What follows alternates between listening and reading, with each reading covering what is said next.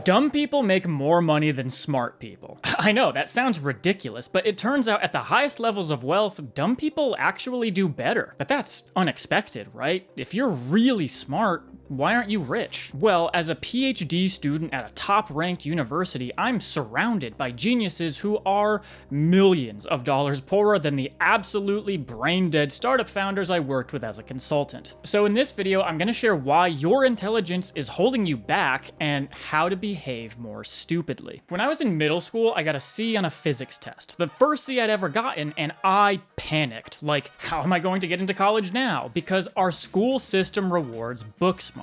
Get good grades, get into a good school, get a good degree, get a good job. And that's not entirely wrong. Research suggests that intelligence is correlated to income up to about $64,000 a year. But after that, smarts matter less, and at top levels of wealth, dumb people actually perform better. So give yourself some credit. You can't get a raise because you're too smart. But that's counterintuitive, at least to me. Why can intelligence actively correlate with worse outcomes? Some psychologists argue that diligence beats talent. You may have a biological talent ceiling, but you're probably nowhere near it, so just outwork your lack of intelligence. In fact, my doctor friends usually agree that perseverance, not smarts, got them through medical school. But in this video, I want to go a bit deeper than that and discuss the main reasons I've seen dumb people outperform smart people, starting with the most fundamental. In case I haven't said it in the last 30 seconds, I'm doing a PhD at one of the top-ranked schools in the world. In theory, everyone here should be very bright. I got in, so they dropped the ball at least once, but don't hold that against them. My interview committee was all women. What I see is really smart people overvalue their intelligence and build their identity around it, which is dangerous because the brain abhors contradicting its self-image. That's why I always go to the bathroom with my eyes closed. Precocious people are praised and rewarded for being smart in school, and things come easily to them. So their brain starts to perceive them as the smartest person in the room. The problem is if they fail, if they ask questions in public or don't get first place, it could suggest they're not as smart as they think they are, and their egos can't handle the contradiction. So they give up when they don't immediately excel in something new. Imagine I threw a Beethoven sonata at you and you'd never played the piano. We can all agree it would be ridiculous to expect you to perform it, right? My Asian viewers are like, yeah, tell that to my mom. But for most people, you'd hit wrong notes, go measure by measure, practice right and left hand separately, maybe buy your neighbor some damn earplugs. Really talented people skip that process for many things and ironically suck at learning. And if they develop an identity as hyper-intelligent, they narrow the definition of success until it fits what they're confident to protect it. Let me give you an example. I had a music theory class in undergrad, and in our first lecture, the professor asked us, what kind of music do you listen to? He spent the rest of the seminar on every student's taste, reducing worthwhile music, real music, to his subspecialty only. I mean, obviously, hip-hop, rap, pop, country, rock are terrible and not music, but instrumental too. Jazz is stupid, there aren't even rules. Well, he may have actually been right about that. Oh, I'm sorry, you listen to lo-fi in the background while doing homework? No! Real music must be listened to actively. I mean, by the time I got to me, I said whale songs and Gregorian chants, but it was too late. Only classical counted, and among classical, only the subgenres he composed could be understood by intellectuals. That's the only reason his compositions weren't popular. It had nothing to do with his ability as a composer, they simply weren't designed for the idiot masses. That's also why my videos don't get 3 billion views. You morons just don't get it. And if you think that's an exception, I see this rationalizing behavior from PhDs all the time. Oh, the visiting professor graduated from a better school than I did? That doesn't mean anything. My school has more Nobel Prize winners. Oh, the new hire has more publications than me? Well, that doesn't matter. She's a qualitative researcher. Only quantitative research counts. And smart people excel at specious rationalizations, so their logical sounding excuses make it annoying for others to refute them, so they often don't, which reinforces the behavior. Speaking of other people, that's another thing intelligent people can't do, and perhaps nothing prevents success more. When William Gladstone and Benjamin Disraeli were competing to be Prime Minister of England, Gladstone was thought to be a genius. A week before the election, Gladstone and Disraeli met Winston Churchill's mother, Jenny, for dinner, and she remarked that William Gladstone, unsurprisingly, made her think he was the cleverest man in England. But after dining with Benjamin Disraeli, she said Disraeli made her feel like she was the cleverest woman in England. Which dinner do you think she enjoyed more? And which man do you think won the election? Smart people can suck at people's skills. They're socially awkward, they think small talk is banal or beneath them, and perhaps most often, they're incapable of letting other people feel smart. In How to Win Friends and Influence People, Dale Carnegie talks about a dinner party where someone claimed a quote came from the Bible when it actually came from Shakespeare. And Dale corrects him, saying, "You're wrong, that quote was from Shakespeare." And the room gets quiet. The speaker becomes uncomfortable and doubles down, so Dale asks his friend, a Shakespeare scholar, whether the quote was from Shakespeare or the Bible, and his friend says, "You're wrong, Dale, the speaker was right." After the party, Dale confronts his friend, and his friend responds, "Of course I know it was Shakespeare, but nobody asked for your interjection. It didn't matter to the story, it made the speaker feel stupid, you only commented to make yourself feel important for a few seconds." I mean, how many times have you seen someone correct a meaningless fact in a conversation and kill the vibes? Bro, my Uber last night was so scary. The guy thought he was in NASCAR. Technically, NASCAR has far stricter safety regulations than road driving. If you think pedantic corrections display intelligence instead of compulsive status management, then wonder why nobody likes you. Well, are you hiring? I think every Redditor needs a job. But super smart people can't help themselves. So why is this socially inept egoism disastrous? Have you heard the phrase, your network is your net worth? I used to think it was something business people said to justify alcoholism.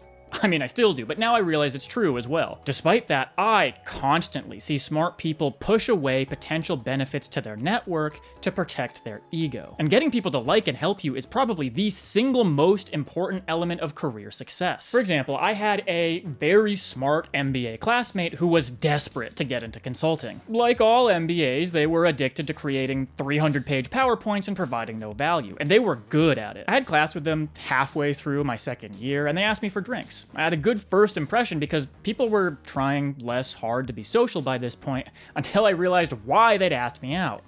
To get a piece of that ass. I also realized why this person was looking for new friends. They had no social skills. They could only talk about themselves and their achievements. And instead of networking, something they desperately needed practice at, they took every consulting interview they could, even flying to attend interviews in person, but never landed a role. Their IQ didn't matter when their EQ was so low. Conversely, I had another classmate who invested in making friends and going to networking events, and by the end of our second semester discovered that the father of another classmate was a director at their target consulting firm. Guess which classmate secured their dream job well before graduation? I mean, it's obvious, right? If I'm helping someone or hiring or mentoring, I'm going to pick a person I know and like over someone who did better on a test I've never met. If poor EQ is the most disastrous pitfall for smart people, the next curse of intelligence is the most ubiquitous, and something you're probably doing right now. If you're smart, you're likely to approach problems like this. Hey man, how's the YouTube channel going? Great, I'm almost finished picking a camera. What? I thought you started like 2 weeks ago. Yeah, I did. Well, first I needed to pick a mirrorless camera, and I wanted to pick one that was sort of entry level, but still had the ability to upgrade the lens, so I've been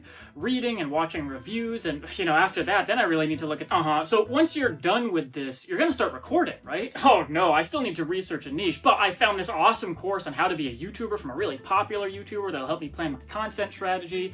Then I need to look at mics, and I haven't even researched what editing software to use. I need to figure out what lights to use in my studio. Don't worry, I'm almost there. I bet no one's ever said that to you before. When I started my business, I had to make hundreds of decisions. Like, is $200 ethical for AI-generated foot pics? And should I call it deep feet or open toe AI? And despite theoretically knowing better, I spent weeks on a logo. I Googled whether I could make it 3D and discovered that flat logos are preferred now. Of course, body positivity is in. I perused artist portfolios on Fiverr and failed to negotiate discounts for mascots I could totally draw myself, so why are they charging so much? I lost friends after demanding fifth opinions on nearly identical drafts. I researched brand colors. And you know what? None of that mattered. And I'm changing the logo now anyway. Smart people often excel at majoring in the minors, spending a month picking a font and labeling it perfectionism. They procrastinate and research instead of doing the thing, but making any decision is almost always better than waiting to make the best decision, so they lose to the action takers. You know, I've officially and unofficially consulted quite a few startups, and I remember one founder who never considered decisions for longer than like 30 seconds. I am an anxious wreck. I weigh the pros and cons of using a bidet versus wet wipes for like a month before making a purchase. Nah, who am I kidding? Like, there are cons of wet wipes. So I couldn't fathom just selecting a payroll software with no research or setting prices haphazardly. I mean, I still don't necessarily suggest you do that, but I will say this founder was rewarded for speed even when wrong because they learned by doing, resolved problems as they came, and they'd already tried, failed, and improved multiple times, while smart people were still deliberating over the first decision. This has been discussed endlessly, so we're gonna fly through it, but you're familiar with the Dunning-Kruger effect? Or maybe you're so dumb you don't even show up here. Basically, when you know little about something, you have high confidence because you don't even know what you don't know. As you learn more, your confidence falls because you realize, wow, there's more to this than I thought. And as you gain expertise, your confidence slowly climbs back. Dumb people spend a lot of time here. And while this is theoretically better, both are better than this because confidence is like a self-fulfilling prophecy. When you're confident, the universe treats you like it's earned, and opportunities just appear. When smart people underestimate their abilities or take longer to act because they want to start after they're already masters, they lose to the dumb people who launch and learn on the go. So far, we've mostly discussed traits that make smart people underperform, but there is something that causes dumb people to punch well above their weight. See, dumb people have enormous egos too, but they protect a different identity. Smart egos protect intelligence, and threats are looking stupid, failing publicly, having someone correct you, etc., and the resulting behavior is risk aversion. The ego of every dumb entrepreneur and high net worth individual I have met or worked with, other than like parasitic kids who don't do anything, has been, I am someone who wins. I have something to prove, maybe even a chip on my shoulder. Looking stupid in public or short-term failure does not threaten that ego. But quitting does. They have nothing to lose, so they act aggressive rather than avoidant. You know, I've known several very successful entrepreneurs who didn't finish college, and one who I think because of that still can't read. No, they have a terrifying drive to prove the people who called them stupid wrong. Of course they have high confidence and good people skills, but they will lie, steal, and cheat before failing because they're trying to become so big that their competitors can't feed their kids. People disparaging their lack of a college degree fuels their blistering desire for revenge, which is maybe the strongest motivator humans have. Now, to be clear, dumb but rich egos aren't necessarily desirable. I mean, just turn on the news for evidence of that. But the behaviors they produce, risk tolerance, decisiveness, aggression, hard work, adaptability, are. And once these idiots get a taste of success, their egos become even harder to manage. They think they know everything and no one can help them. Even after reaching insane levels of wealth, they care no less about appearing successful to others, and that can lead to collapse. I have a dumb friend who built a business, drove it into the ground and lost everything because I think their ego got too big and they got too greedy, then built a new empire the same way they built the first one. And I bet they do it a third time. Because you know what? That story is more common than you'd think. When dumb people demonstrate these traits, it's a force of nature. So I imagine you're expecting me to tell you what to do instead of being smart now, right? Nah. After reading a handful of my comments, I'm sure that none of my viewers need to worry about being too smart. But just in case someone new sees this, here's what I do to be stupider. I smoked a lot, and now I can't remember very well. Also, in a writing class in college, I read an excerpt from Anne Lamont's book, Bird by Bird, where she discusses the concept of shitty first drafts. She argues that even generationally talented writers write lousy first drafts. It's most important to get the material on the page, then you can improve it through editing. In other words, give yourself permission to suck. That has stuck with me since. When I catch myself procrastinating, researching endlessly, changing a minor detail back and forth, I remind myself to take action, any action, and refine later. Almost no one gets it perfect the first time. You have to get experience and do your reps. I sometimes just think of the word volume, and that helps me. Now, of course, there are brilliant people with astronomical levels of wealth, but that's a less compelling title, and it's not about IQ. It's about the behavioral mistakes smart people fall victim to. So, intelligent or not, pay close attention to your behavior if you're not where you want to be. Hey, so it's basically impossible to find this channel by searching on YouTube, so if you want to see me again, I'd encourage you to subscribe. And if you want to make me happy, click the link in the description and follow me on Instagram because I'd love an excuse to take more photos. Stay dumb and see you next time.